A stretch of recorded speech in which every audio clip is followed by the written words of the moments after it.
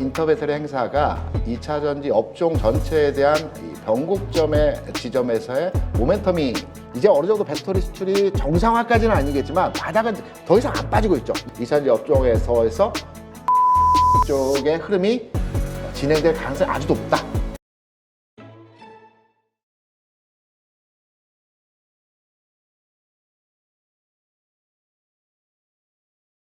최근에 2차전지 업종에 대한 흐름이 바닥권에서의 움직임 자체가 이제 전환의 상황의 모습을 조금씩 만들어가는 현상에서의 모습을 보여주고 있습니다. 특히나 지난주에 이제 끝이 났던 인터배터리 이제 행사가 있었지 않습니까? 네. 모든 주식은 그리고 시장에서의 흐름은 어떠한 변곡점을 만들어지기 전에 이 변곡점을 만들어지는 이슈나 행사나 어떤 계기점이 있어야 된다고 보고 있거든요. 그래서 저는 이번 인터배터리 행사가 2차전지 업종 전체에 대한 이 변곡점의 지점에서의 모멘텀이 진행된 상황에서 행사가 아니었나 이렇게 판단되기 때문에 행사와 관련된 또 2차전지 전체 업종에 대해서 그동안은 두루두루 이제 훑어주는 식의 여러분께 설명을 드렸는데요. 오늘 좀 깊이 있고 앞으로의 그 AI가 아니라 저기 2차전지 업종에 대한 흐름들이 어떻게 진행될지 종목 간의 흐름과 상황을 한번 여러분께 자세하게 설명을 드려보도록 하겠습니다. 네. 그러면 지난주에 이제 그 인터배터리 행사가 마감이 됐는데요. 과연 인터배터리 행사가 어떠한 의미로서의 시장에서 영향을 줄 것인지를 한번 제 나름대로의 판단으로 여러분께 설명을 드려보도록 하겠습니다. 지금 준비한 표를 같이 보시게 되면 제가 앞서서 잠깐 모두에 이제 그 이번 행사가 2차전지 업종에 대한 변곡점이 될 것이라는 말씀을 드렸는데요. 뭐 12만 명이 참가했다 이런 등등등등의 얘기보다도 이번 행사는 굉장히 큰 행사였다라는 점이 이제 부스 수에 대해서 우리가 판단을 해보게 되면 얼마나 큰 행사인지를 알 수 있을 것입니다. 지난해, 그러니까 올해가 12년째이기 때문에 매년 인터배터리 행사는 국내에서 행사가 진행되어져 왔고요. 지난해 같은 경우에는 한 1,400개 부스가 만들어졌습니다. 올해는 1,800개이니까 부스 자체 규모 면에서도 굉장히 큰 행사이고요. 그 이전에는 코로나 때문에 이제 부스가 이제 만들어지지 않았었습니다. 그러면 인터배터리 행사가 있은 이후에 2차전지 업종에 대한 주가가 과연 어떻게 흘러갔는지 KRX 지수를 한번 같이 살펴보면서 행사와 이슈화된 이 주가 모멘텀이 어떻게 계기가 되었는지를 한번 여러분과 함께 살펴보도록 하겠습니다. 최근 내에서의 흐름만을 가지고 판단해 보게 되면 2022년도 3월 요 지점입니다. 바닥점에서의 지점에서 3월 15일에 아마 22년도에는 행사가 진행됐던 것으로 알고 있습니다. 이때 이제 그 핵심 이슈는 원통형, 각형 뭐 등등등 배터리에 대한 그 모양새에 대한 내용이었습니다. 그리고 2차전지 업종에 대한 전반의 흐름들이 이 행사 이후에 주가가 상승하는 흐름에서의 모습을 보여줬고요. 중요한 것은 지난해였습니다. 지난해에는 그 2차전지 업종의 전체적인 전반의 흐름들이 그 상승의 흐름을 주었기 때문에 계기점이 있었겠죠. 갑자기 2차전지가 시장에서 그 이슈화되고 주제화되어서 그 시장을 끌고 갔던 것이 아니고요. 지난해에도 마찬가지로 3월 15일쯤에 그 인터배터리 행사가 코엑스에 있었고요. 지난해도 굉장히 성황리에 마무리가 되었습니다. 지난해 3월 같은 경우는 2차전지 업종의 전반의 출발점에서의 그 시세 선도 현상에서의 흐름을 만들어 갔습니다. 지난해에도 시장에서의 그 화두는, 이 행사의 화두는 전고체였습니다.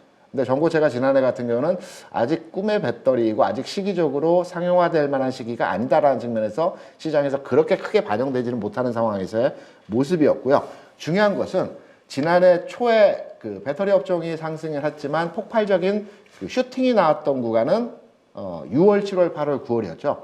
이때 어떤 행사가 있었느냐? 유럽에서 인터배터리가 있었습니다.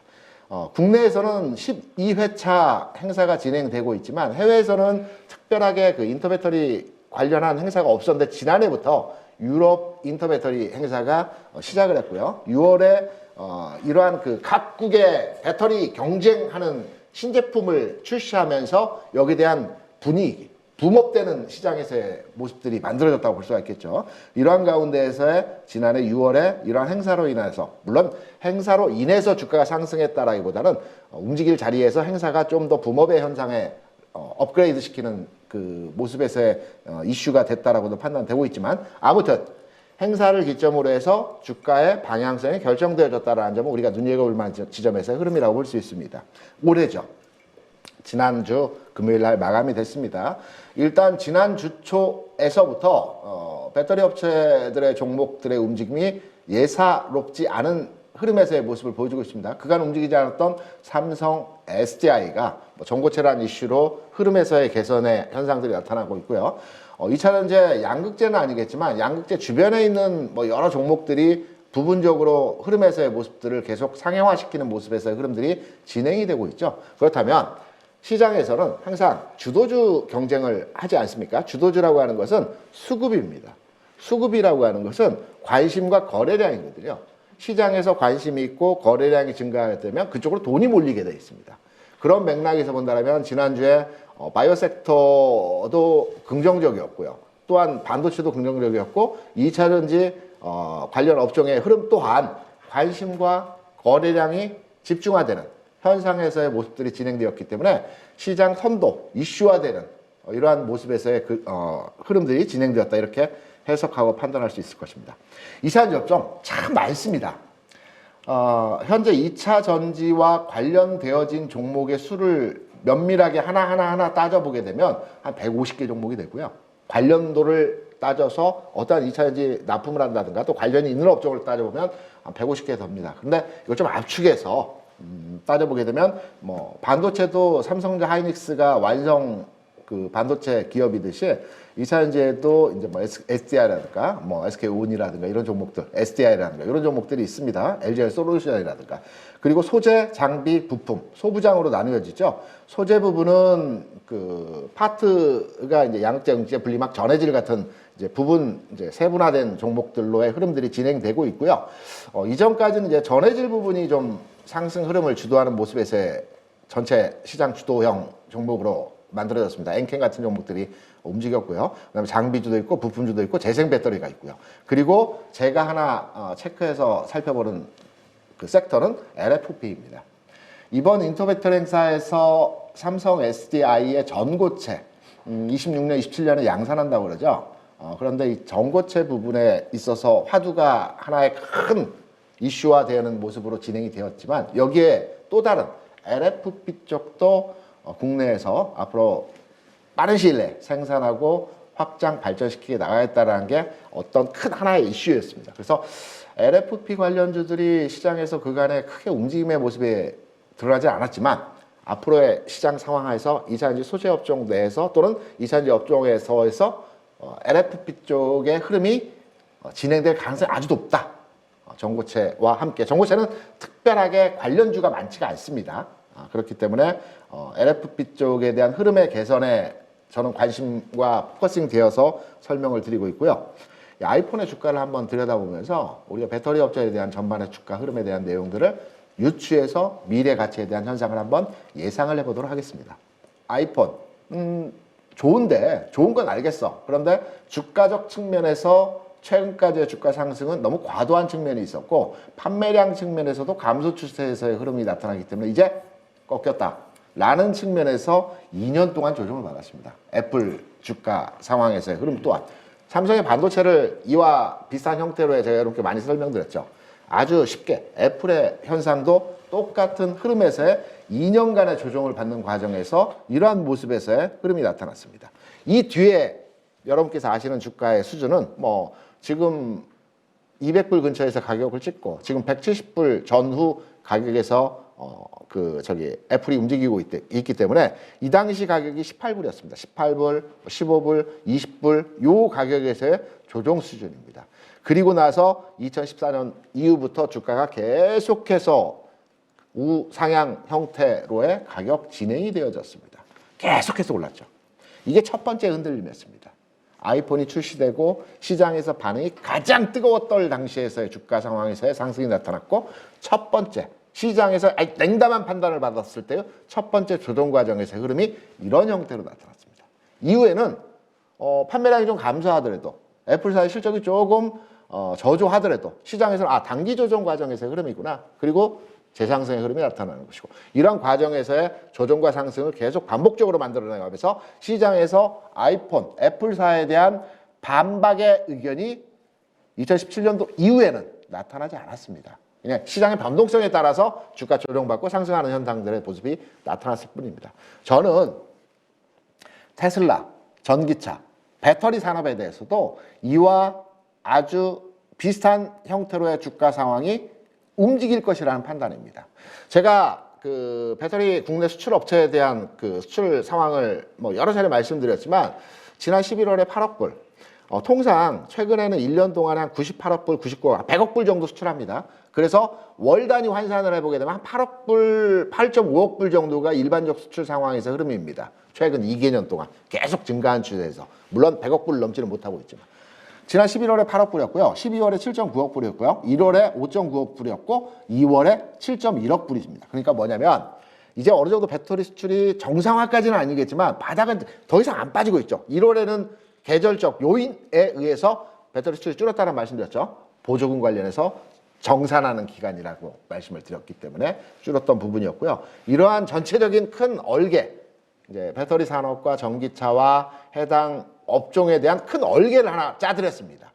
흐름이 이렇게 되어갈 거구나. 아, 조정은 지금 한 1년 반, 2년 조금 안 되는 기간차에서 조정을 받고 있지만 해당 산업의 흐름은 과거에 시장을 선도했던 산업군의 주가 흐름을 판단해 보게 되면 비슷한 흐름 자체가 아주 유사한 형태에서의 모습이 진행이 되고 있구나. 이런 큰 얼개에서의 흐름을 한번 딱 장착하시고요. 그럼 어떤 종목이 갈까가 이제 중요하겠죠.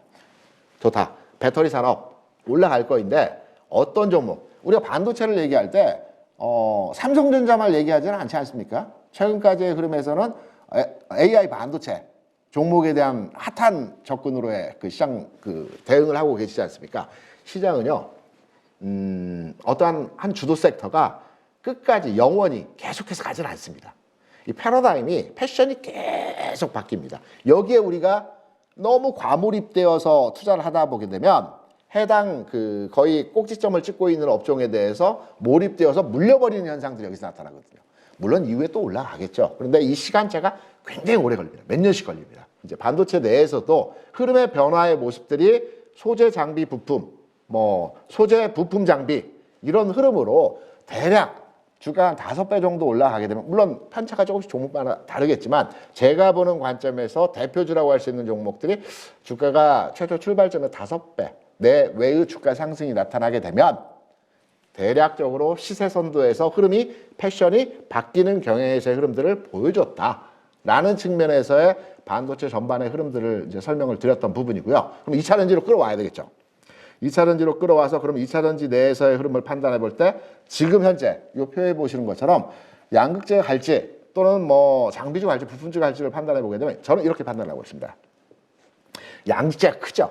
전체 2차 전지 소재 부분에서 30% 이상, 35% 이상을 차지하고요. 나머지 분리막 전해질 기타 부분을 10%씩 차지하고 응급재가 한 17% 이 정도 차지하는 것 같아요. 전체 부분은 이제 양극재가 굉장히 크고 앞서 말씀드렸던 것처럼 과거에 반도체 소재주가 굉장히 핫했던 것처럼 양극재가 시세 선도 현상에서의 지난해 흐름에 주도를 했다라고 본다면 이제 패션이 조금씩 변하겠죠. 변화하는 과정에서 최근에 엔캠이 움직인 것 하나 시세 현상을 만들었다고 볼 수는 없고요. 이거는 단순하게 특정 종목의 이슈화된 주가 상승에서의 모습이 나타났다고 판단이 되고 있고요. 저는 판단했을 때 주가가 움직이는 패턴에서의 모습은 여러 가지 흐름에서의 모습을 판단하고 있지만 첫 번째는 LFP가 이제 중간 단계에서의 흐름의 개선에서의 지금 당장에서 이제 단기적으로 이번 주, 다음 주 수준에서 흐름에서 모습이 나타날 가능성이 있다는 측면에서 판단이 되고 있기 때문에 가격적이나 최근까지 움직임을 보게 되면 LFP 관련주들은 가격이 좀 우리가 흔히 말하듯이 낮은 가격에 위치해 있습니다. 10,000원 또는 10,000원 미만도 있고요. 또는 자이그나 CIS가 대표적인 종목이긴 한데 가격적으로 낮아 있는 흐름에서의 모습을 보이는 것은 그간의 시장에서 시세 집중화 현상이 나타나지 않았기 때문에 시총이 작은 겁니다. 지난주에 반도체 업종의 종목들을 보게 되면 반도체 내에서 여러 핵심적인 이슈가 있었지만 시총 작은 반도체 업종의 종목들이 시세가 강했던 부분들이 있었습니다. 이런 맥락에서 LFP 종목에 대한 이제 움직임에 대한 흐름들이 진행될 수 있고요.